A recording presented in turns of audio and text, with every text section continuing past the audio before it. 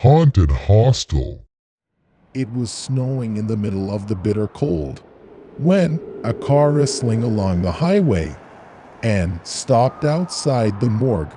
As soon as the car stopped, both its front doors opened and a woman and a man came out of it and ran straight inside the morgue, where an inspector was already present, and along with him, the in charge of the morgue, who was smoking cigarette while intoxicated. Is your only son dead? Come here, I show you the corpse. Hey, have you gone mad? How are you talking? His child died. Sir, every day, someone or the other dies here. Who should I care about? You've gone fat skin. Move aside. I am sorry. Come here. The inspector apologizes and takes them to a corpse covered with a white sheet. You had told about the hospital, and now you have made me stand near a corpse in the morgue. How are you kidding me? John was brought back from the hostel just a week ago. He was so happy there. Now what have we come here to do in the morgue? Near, take care of yourself. They have called us just to identify us. David was explaining to Near that in the meanwhile, the police removed the sheet from the dead body, on seeing which, Nia started crying, screaming the name of her son John. To see a young son a corpse, David can't stop himself. They crying bitterly, then don't know what to happen to David. He got up straight and holding the inspector's collar, pressed him against the wall. Tell me what happened with my son. Speak, otherwise I will get your uniform removed while standing here. Inspector Peter, who was calm till now, after David's outburst got furious. Then he waved his hands to David and said, David, open your mouth while being conscious. I am not a dog that grows on your pieces. Who will be afraid of this threat of yours? You would not have lost your son now. Then I would have shown you what else can be done while standing. Well, your son's dead body has been recovered from behind Victoria Hostel. My son had gone there to study and has returned as a corpse. What happens like this there? The orgy of death. There is an orgy of death. This is not the first dead body that has come from there. There have been many deaths in the past as well, but no one could solve the mystery. Whoever tried only got death. Hey, close your mouth. David, sir, I have promised you that I will solve this mystery, and I will die only after bringing him to the dock, no matter who is behind it. You are young. You have enthusiasm. Try it. The rest of the sensible people stay away from there. Having said this, the in charge of the mortuary went out and while leaving, challenged Peter as to what he was. No one can solve this case because there is something very mysterious behind it. But Peter is also determined that he will continue to find out the truth. So he reached Victoria Hostel the very next day as a college student. But as soon as he reaches the hostel and he starts thinking that who builds a hostel at the end of a hill near a ditch at such a place, and how can anyone leave their children? That to people like David, it seemed like a deserted place just by looking at the hostel. Peter is about to go to the hostel when a watchman stops him. Where are you going, men? To take admission in the hostel. If you want to take admission, then come at night. There is no work here during the day. What? There is no work during the day. Why? Does not happen means does not happen. What, why, how? Don't ask too many questions. Let's go. Big strange rules and laws. Peter had not even completed his talk yet. The watchman left from there.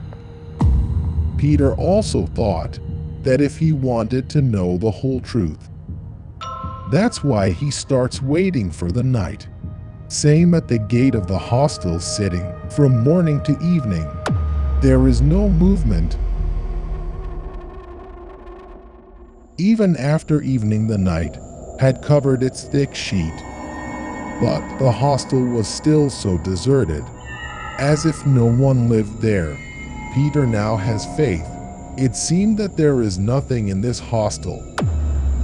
That's why he is about to leave, when a sound comes from behind. Where are you going, man? Come inside. Don't want to take admission.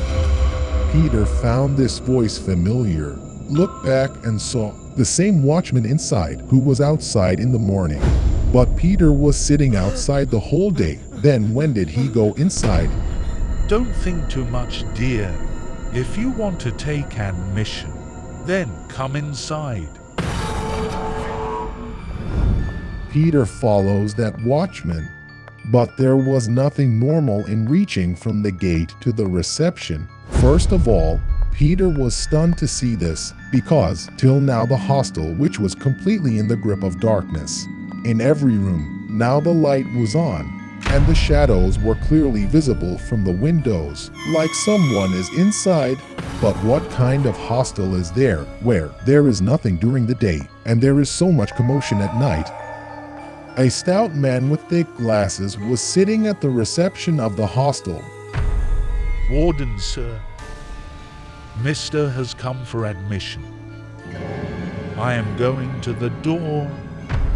Without saying anything, the warden forwarded a form and the key to room number 307. Peter was about to ask something. The warden pointed with his finger to the other side, where the rule board was placed.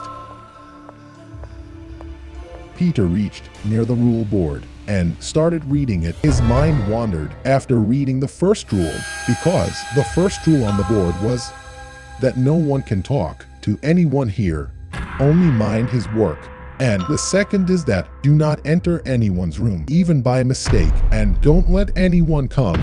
Third, don't come out once you go to your room. How weird are these rules? Saying loudly, Peter turned back as soon as there was no one there. Neither the watchman at the far main gate nor the warden at the reception. Peter went straight towards his room without thinking anything else. All the rooms on the way were closed like this, as if no one lives there. Then he reaches his room 307 and puts his bag. He started looking around the room. Then there was a loud scream from outside, and Peter came out of his room, following that scream. But he did not see anyone. The light of the corridor was no longer calm, was trembling rather. Here Peter was surprised to think, how was he calm after hearing such a loud scream? As if it doesn't matter at all. No one was ready to open his door and take care. That's why Peter himself started knocking at the front door. Brother, I am Peter. I have come new to this hostel. Just open the door. There was no answer from inside. Peter tries all the doors of the third floor, but no one was ready to come out. Then in the end he pushes a door and breaks it. The condition of the room inside is as if there was a fire and a skeleton was lying on the ground, whose head was half burnt. When Peter comes out on his feet, then he sees that the whole hostel is on fire, and smoke is coming out from inside the room. No one was talking even after knocking on the door. Now from inside on every door screams to open the door was coming and asking for help. There is fire inside, but there was no one to listen to him. As soon as Peter tried to open the door, a strong flame of fire moved towards him and his clothes caught fire. Peter's body caught fire while extinguishing. He got so scared that when he reached near the stairs and he fell down slipping from the stairs. This put out the fire on his clothes, but now he was completely injured. He was getting up, moaning with pain, and then his eyes fell on the watchman and he moved in the same direction. Peter called him, but he did not turn back. He was just staring at the fire like a statue. There lay a half-dead body. Uncle, What is happening here? How did this fire start here? And what happened to them? Hey, why don't you call someone for help? It's too late to help, mister. Now this fire burns like a prick in the chest every day. As soon as he said this, the watchman turned back and Peter lost his senses because he himself was badly burned. Hey, what happened to you? Let's get out of here and go to the hospital. Hey, mister. The dead do not need a doctor. Hey, meaning. I want to know the meaning, mister. Look at this again. That's all he said, held Peter by the neck and pressed him against the wall at the end of the corridor. And then a corpse like a zombie started coming out from every room and slowly started moving towards Peter. But Peter was stuck to the wall like that he could not even move. Why are you doing this to me? What harm have I done to you? Hey, you didn't even spare the child, whom you killed yesterday. Why would I leave, mister? Why would I leave, tell me, when the one who burned us alive to death is also a child? The matter is actually about 4 years ago, when there was only one hostel in this area, Victoria Hostel. There was quite name of this hostel. Seeing this, a builder opened a new hostel at his place and named it Victoria Hostel. And when the old Victoria hostelers opposed it, they said, okay, from tomorrow you will get to see only one Victoria Hostel. Hearing this, the people of Victoria Hostel became relaxed. They thought that they would change the name of their hostel to something else. What would they keep? It would be known the next morning. But before that morning, a night came. And the same night in Victoria Hostel, a new boy came to take admission. The warden gave him room number 307, unaware that this boy has been sent by the new hostelers, who first locked the entire hostel rooms, locked from outside, and then set it on fire, which even the warden and watchman alone could not stop, and all died in the fire. What did he know? That it was meant to see only one Victoria Hostel from next day. From then till today, whoever went out in search of Victoria Hostel at night got this same Victoria Hostel, and in return they got only death. Only death. Because the person who killed people in Victoria Hostel escaped. So now whoever comes here at night, yes, he becomes his killer in the eyes of all the people who died in Victoria Hostel.